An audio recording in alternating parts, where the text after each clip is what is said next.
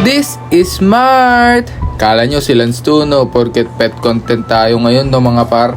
So ngayong araw mga par, bali magpapabaksin nga pala tayo ng ating mga mini puppies. Mini na puppies pa no? Ito nga pala si Oli guys, yung bunso. By the way, trivia lang tayong konti. Alam nyo kung bakit Oli pangalan yan? Kasi siya yung Oling pinanganak sa magkakapatid. Plus kamukha niya din pala yung sa palabas na swap na si Oli. Oh, di ba hindi niya kamukha? Tapos ito yung tatlo, yung Three Musketeers. Tapos ito nga pala si Shadow, yung nag-iisang lalaki sa apat ng magkakapatid. Ito nga pala yung nanay nilagay si Zoe. Hindi yung nag-aawak ng basket Ito, hindi yan. Yan. O, di ba parang magpapa-laundry lang. Parang napadaan tapos ililigaw lang sa mga damuhan no? Yun nga pala guys, bali pumasok na nga pala kami dito sa may vet centrum, Orani, Bataan. Par, kung magpapabet kayo, dito na kayo par, sobrang good ng transaction at napaka-smooth. Napakaganda ng service nila, sobrang accommodated. Staycation yarn? Hindi, pero legit man, okay? Sobrang dito. Kaya doc, alam mo alam mo na ang next, baka naman. Kahit ako na lang turukan, wag na yung mga tuta. Let's go. Pag salubong nila sa'yo dito, halos gusto ka nilang yakapin. De, joke lang. Bali, waitings nga rin pala kami dito ng mga pila. Kasi bali, parang 5 yata yung nakapila dito. So, nag-window shopping muna tayo. Nagtingin-tingin tayo ng mga pwede nating ma-FT. Kaso pang aso daw pala yon mga par. So, kung nga rin palang tikman yun, par, kasi naku-curious ako kung anong lasa ba nun. Ito nga pala si LM guys, puyat na puyat no? Kala mo talaga ikaw yung nanay nung puppies no? Bali unti-unti na nga rin palang nagdadatingan dito yung mga kumari ni Zoe, mga par no? Kasi nga daw pala nabalitaan ko, magseset daw sila ng swimming, magtotropa. Alam ko na yan, drawing lang yan, hindi yan matutuloy. Parang kami lang magtotropa yan, hanggang drawing lang. Bali ipapakita nga muna pala namin sa inyo guys yung 5 magkakapatid kung sino yung may bitaw paglaki. Ayun nga pala guys, eto nga pala, sino nga pala yan? Si mama yan Hindi, ito, yan. Sino ba yan? Ba't magkakamuka? Di ko na tuloy alam pangalan nila. Si Tess lang kilala ko dyan yun yung mahawak ng tuta yan, magkatabi na Ito si Oli, tapos ito, di ba? Ito nga pala si guys, si Ara kasi nga, maliit, ayun yung palatandaan niya, yung maliit yung white niya sa may batok. Tapos ito si Army tsaka si Kamaya. Ito si Army, yung medium yung puti. Tapos yung medyo maputi si Kamaya. Di ba pati kayo naguluhan? Nanood na lang kayo, na-stress pa kayo. By the way guys, June 20 nga pala yan nung araw na binaksinan sila. Tapos yung date natin ngayon July 12 na. Di ba? Napakaangas. By the way guys, nung ipina-ultrasound nga pala ni mama niya nung nakaraan bago manganak si Zoe, 4 lang yung nakitang puppy sa tiyan di ba malabo pa sa tapos nung nanganak siya, video, 5 yung lumabas. Kasi possible daw na nagtago yung isang puppy sa ribs or sa any other organs sa tiyan ni Mami Zoe.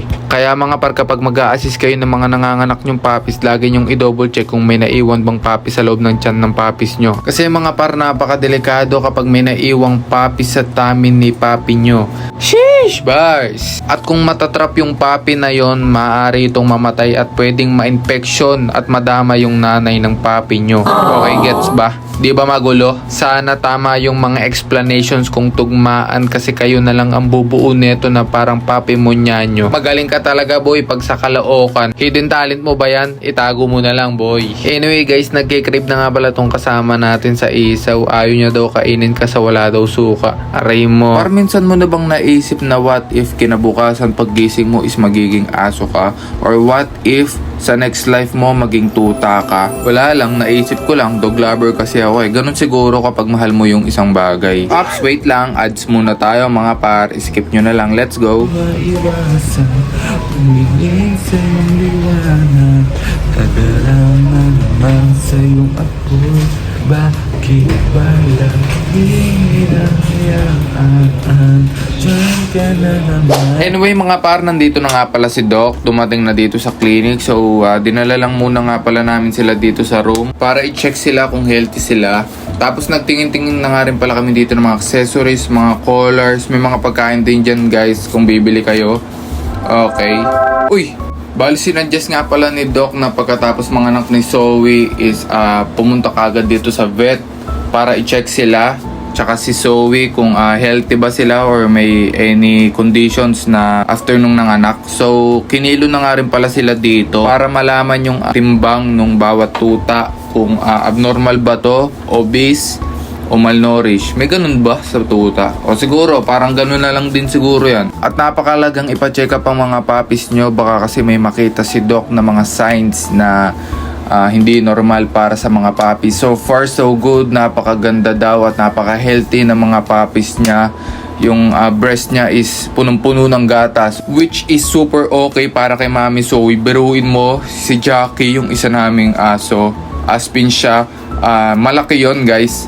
3 pa lang yung inaanak. 3 lang yung inaanak. Pangalawang beses lang nanganganak nun.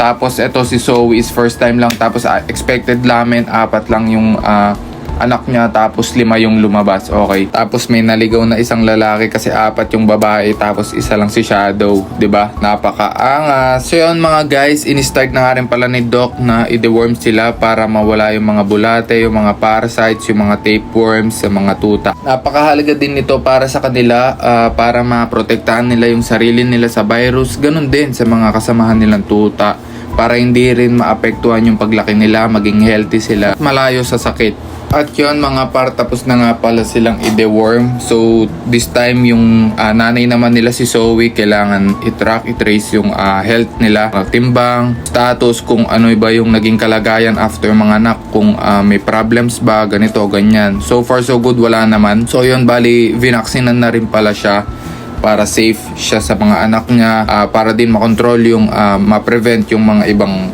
pwedeng pumasok na sakit sa kanilang pamilya. So yun mga par, all goods na silang lahat. Bali tinanong nga pala ni Doc kung ano yung mode of payment namin, kung home credit ba, cash on delivery, or cash loan. Gagi par, ginawa mong appliances eh. Hindi, bali yun guys. Anyway, bali gagawa na nga rin pala ni Doc ng vaccination record card ang ating mga puppies, para next time na bibisit sila dito is meron na silang tatak, may record na sila na anti-rabies, deworming, na parang passport na ganito, na parang aalis na sila ng bansa, naalis na nila yung bansang sinilangan nila. So yun mga parang ganito na lang. Maraming salamat sa panonood. Sana may natutunan kayo kahit kakaunti. Magta-try pa tayong mag-share sa inyo ng mga pwede pa nating matutunan kahit medyo may pagkakupal tayo. And I always said, get yourself a dream kit. Ang buhay ibalanse, yun lang. Maraming salamat. Let's go!